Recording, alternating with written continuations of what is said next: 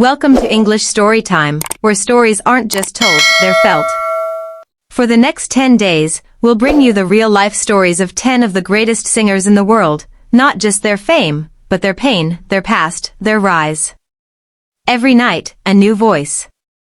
A new dream. A new journey. So make sure to like, subscribe, and stay with us through all 10 magical stories. Tonight, we begin with a boy who danced with dreams. Michael Jackson, the king of pop. It was winter, 1965. In a small, worn-down house in Gary, Indiana, a little boy stood in front of a cracked mirror, pretending to be on stage. His name was Michael, and he was only 6, but when he sang, even the walls seemed to listen. Michael was the 7th child of the Jackson family.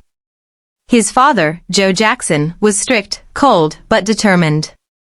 He saw talent in his children, especially in Michael. He pushed them to rehearse every day.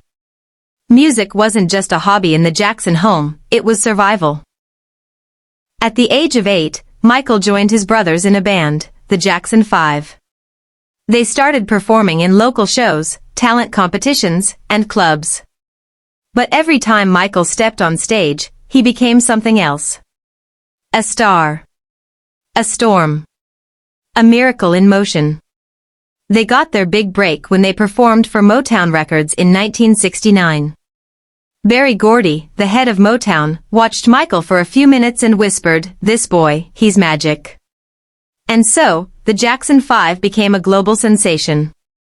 Their first 4 songs hit #1. But even in the middle of group success, everyone knew Michael was different. The spotlight loved him. The world loved him.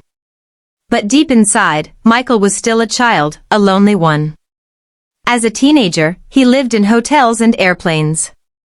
He didn't have a childhood, no playgrounds, no best friends, no birthdays with balloons. In an interview years later, he said softly, "I don't remember being a kid." He worked harder than anyone. He studied the moves of Fred Astaire, the voice of James Brown, and the emotions of classical music. Because Michael didn't want to be good. He wanted to be legendary. In 1982, he released Thriller. The world had never seen anything like it. It wasn't just an album. It was history. Billie Jean, Beat It, and of course, Thriller, turned music into cinema, performance into power. And then came the moonwalk, one simple move that made time stop. People called him the king of pop. But behind the title, behind the glove and the sparkle, was still that little boy from Gary, just searching for love. Michael was more than a performer. He was a giver. He gave millions to charities, helped children in need, built hospitals, schools, and smiled with kids who had no reason to smile. But the world, often cruel to those it doesn't understand, judged him, mocked him, misunderstood him. He was strange. He was soft-spoken. He was unique. And they feared what they couldn't label. Still, Michael kept creating. Even when his heart was tired. Even when the stage became his only friend. On June 25, 2009, Michael Jackson passed away. The world stood still. From Tokyo to Mexico, from Paris to Kabul, fans danced in the streets. They cried. They sang. They remembered. Because Michael didn't just give us music. He gave us memories. He gave us magic. And most of all, he gave us hope.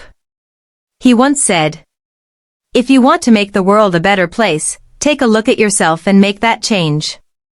If this story touched your heart, like this video. Subscribe to English Story Time. Memo and leave a comment. What's your favorite Michael Jackson song?